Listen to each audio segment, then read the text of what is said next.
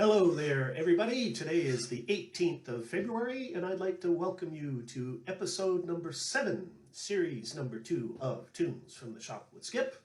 I've been away for a couple of weeks, been a little bit busy, but now I'm back and going to throw a few more notes at you to get you through our Thursday, getting ready for our Thank God It's Friday tomorrow.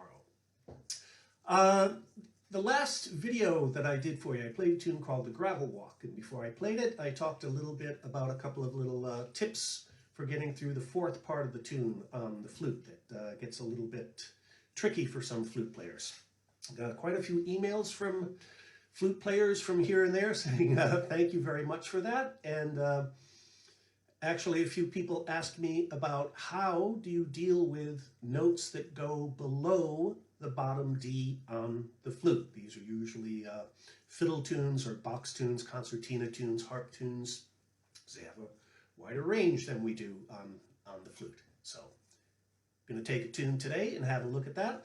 I also want to mention I have a series called Skip's Tips that some of you flute players may find helpful. You can go to my website, skiphealy.ch, look for Skip's Tips, or go to my YouTube channel, and you'll find a bunch of Skip's Tips on there also. But today, we're going to talk about what to do with these super low notes. I'm going to take a tune called, excuse me, Larry Redicans Reel. Great old tune. It was on one of the Chieftains albums, I think Chieftains 9 or some 9, 10, somewhere around there, in one of their sets. This tune is in G. And a lot of times these tunes that are in G, these fiddly boxy tunes, go down to the low G below our lowest D. Now there's a couple of ways to deal with that. Basically it becomes a 3-octave tune at that point.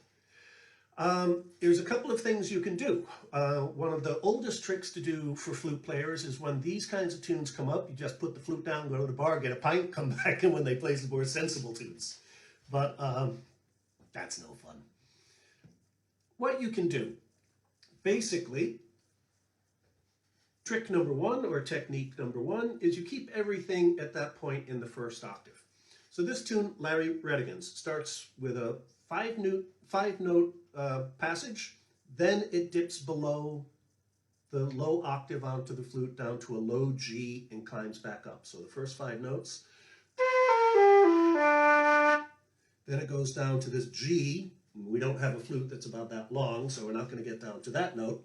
So you have to then, well, you don't have to. What you can do is play again a first octave G and go back up to the low D.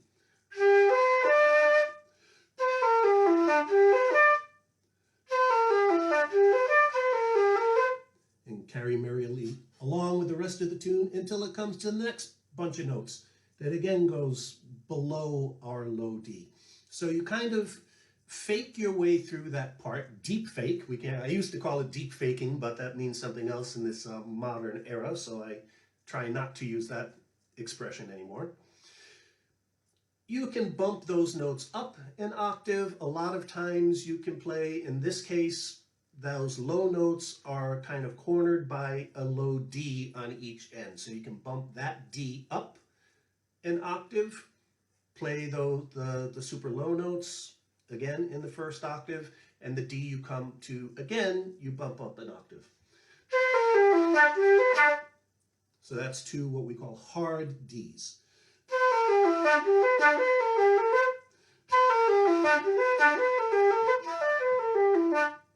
Now here comes a fairly long passage that's down around C sharps and A's and G's and things. So again, you just keep all of that in the first octave.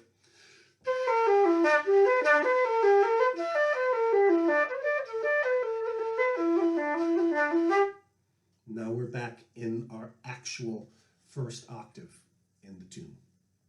Second half of the tune has also a whole lot of this stuff where you keep going below the scale. Again, you can use this very simple technique of just keeping everything in the first octave. You can surround these low notes with hard Ds or hard played first octave notes, so the ear hears something, a high note, and then some lower notes than that, and a high note again, and then you're back kind of where you belong.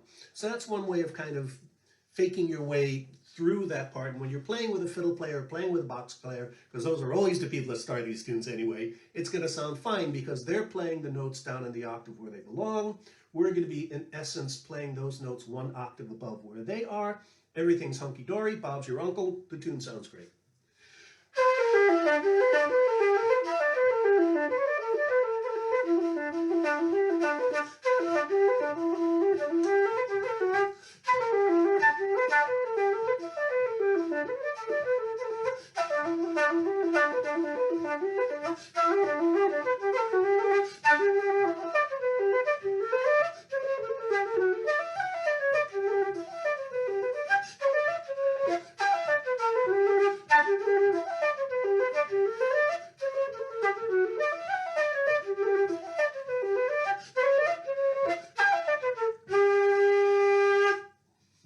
Now, so we're playing right there in the first octave and the second octave in the flute, and we're kind of faking these really low notes by staying in the first octave and surrounding them with a couple of hard notes. Doesn't sound so bad, it sounds okay. Again, especially if you have a fiddle player or a box player playing with you, then you get a nice kind of octave split on those notes. Now, as I said, this is a 3-octave tune, but what flute players tend to forget, this is a 3-octave instrument also.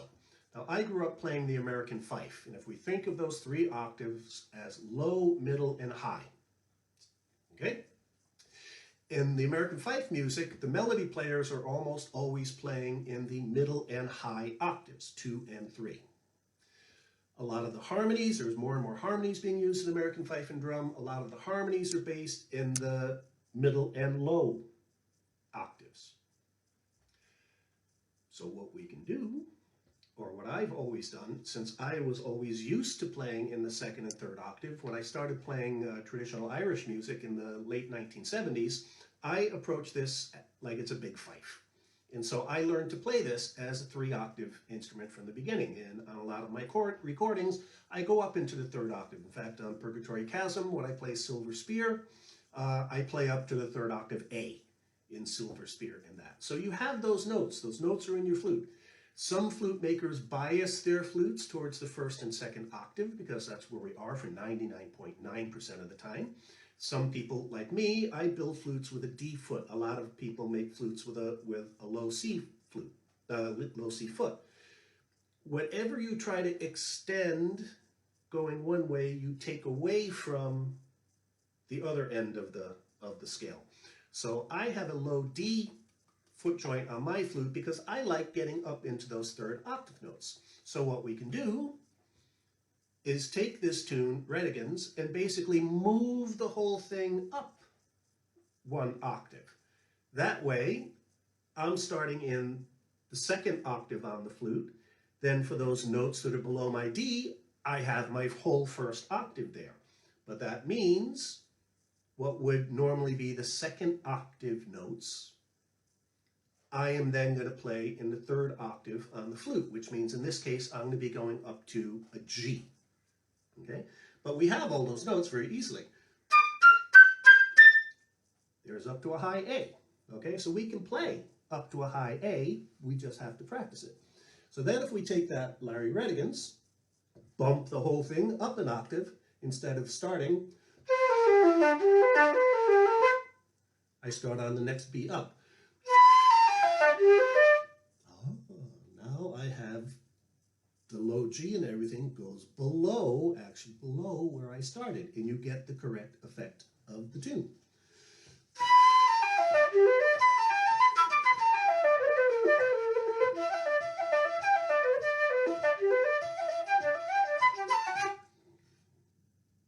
Want to see what it sounds like? Let's give it a go.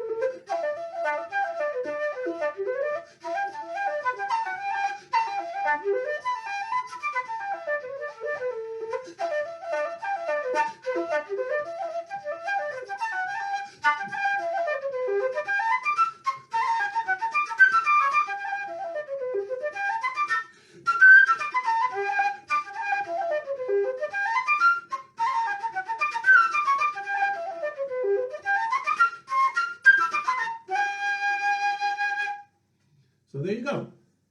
Larry Redicans Reel with one technique of faking going down into the low notes, a different technique of moving the whole tune up into the third octave to play it as a third octave tune.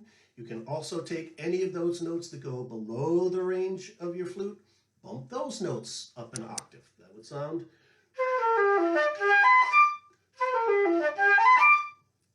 I don't care for that so much.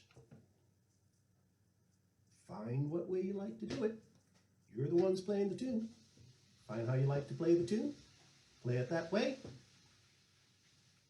You can do it. All you have to do, go home and practice.